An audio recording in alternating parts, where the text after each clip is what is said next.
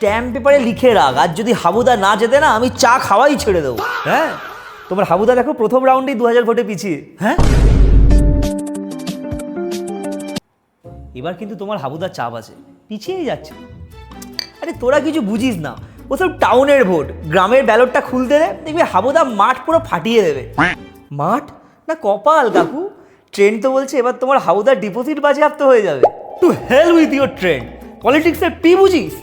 হাবুদা হলো কি মাটির মানুষ, তোমার মাটির মানুষ মাটিতেই শুয়ে গেছে কাকু। ওই দেখো বিরোধীর লিড বেড়ে 3000 হয়ে গেছে। হ্যাঁ 3000? ও কিছু না, আমাদের এখনো 2টো বুথের কাউন্টিং বাকি আছে, ওগুলো আমাদের স্ট্রং হোল্ড, বুঝলি তো? গতবার তোমার হাবুদা তো ওখান থেকেই তাড়া খেয়েছিল। আরে সেটা একটা মিসআন্ডারস্ট্যান্ডিং হয়েছিল, ঠিক আছে? আমাদের হাবুদা জিতছে এবার, 10,000 ভোটে জিতবেই, দেখে নিস। কাকু ব্রেকিং নিউজ, বিরোধী প্রার্থী মন্টু বোস 10,000 ভোটে জিতে গেল। হ্যাঁ, আরে তোমার হাবুদা তো কাউন্টিং সেন্টার ছেড়ে বেরিয়ে চলে যাচ্ছে। ব্যাস, খেল খতম, পয়সা হজম। কাকু যাও, তোমার হাবুদাকে গিয়ে একটু গ্লুকোজ খাইয়ে দিয়ে আসো, আর আজ থেকে কিন্তু তোমার চা খাওয়া বন্ধ, তাই না? সেন্টার থেকে বেরিয়ে গেল,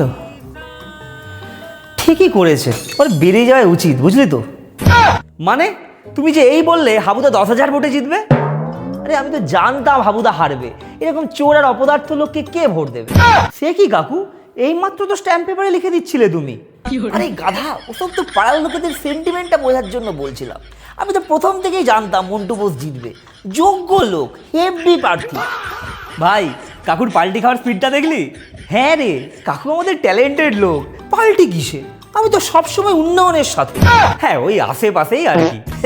তোরা টিভি দেখ, বুঝলি তো? আমি একটু পাড়ার মোড় থেকে ঘুরে আসি, মন্টুদার এই জয়টাকে তো আমাদেরকে সেলিব্রেট করতে হবে নাকি? যাই একটু আবির মেখে আসি, বুঝলি? তোরা থাক, অলিম্পিকে গেলে গোল্ড মেডেল পাক্কা।